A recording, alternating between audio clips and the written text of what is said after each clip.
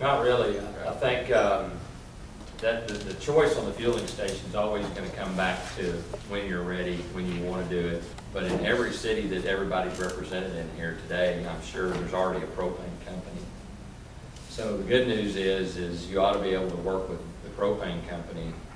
They could either come in, I mean, initially when you get it, they could even come in at night and fill your buses if you wanted to work out some deal with them on that. Or if they're close proximity to where you are, you know, you can go by and fill up there, you know, however you want to work it out. If you want the convenience of having it there, that very same propane company can provide you a fueling station, a small one, that wouldn't take any permitting. I'm talking about if you only bought 2 buses, which is great, that's a great start. We'll put, you know, a 500 gallon or 1,000 gallon tank, and they'll, you know, we'll work with them, excuse me, we'll work with them to help provide that so you've got gas there on site.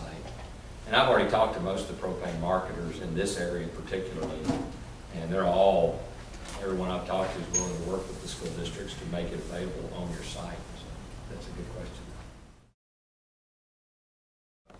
There's an order for 16 units to Northside School District in San Antonio, and right along with that, another 4 at that time for Southwest ISD in San Antonio. And we even had one a couple weeks later to the city of Kilgore, Texas. So all of those will be delivered to the customer probably within the next month, probably at the most. Hopefully by the end of next week, or possibly the beginning of the following week, we'll have the first ones off the north side. Since then, we have orders for probably another 46, 47 units. Denton ISD just ordered 44 units. And we have several others waiting in the wings. El Paso, out in the El Paso area, there's a number of districts out there. So the first real ones off the assembly line, we probably should have maybe at our place by the end of this week, and for the customer hopefully by next week. So I have personally driven the one of the demo units, a good bit over 1,000 miles in Texas, and it kind of things that are unbelievable is the power that it's got. It drives very smooth. It's very quiet, and so I think you'll be impressed with it. My former life before being a Bluebird distributor for the last 10 years was as transportation director for a number of school districts in Texas. So I certainly know it from the operator's side also, and that's always in my heart as I look at things. What's something that's going to work out there in the real school bus day-to-day environments. The ballpark number to tell you is somewhere in the vicinity of about $8,000. Now, why I say depends on what you compare it to. Higher. Depends on what you compare it to. It depends on which diesel engine you're comparing to. We at Bluebird, we sell Caterpillars and Cummins.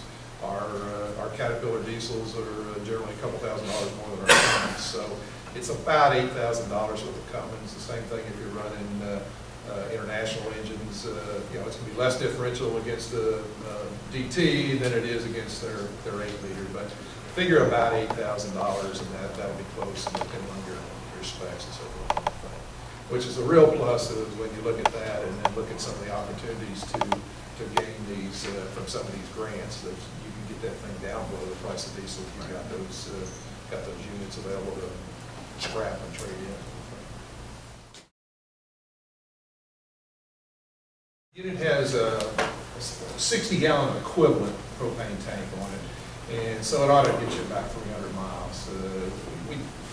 We've seen mileage in the thing when I was driving it, and again, I didn't really have it on a route scenario.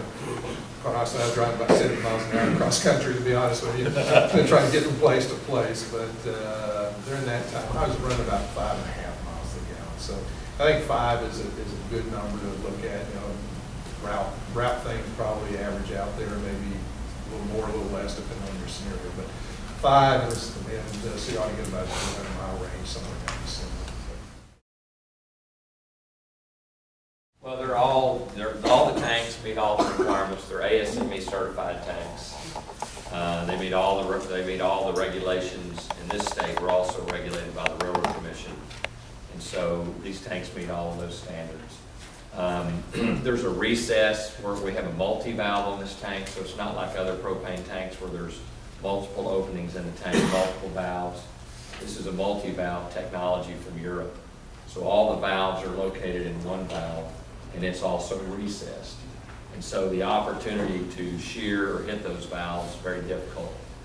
So we have a relief valve system. If there was ever an issue where there was an accident, certainly if there was a fire or anything like that where the tank began heating up and the product would vaporize, there's a pressure relief system to relieve that gas.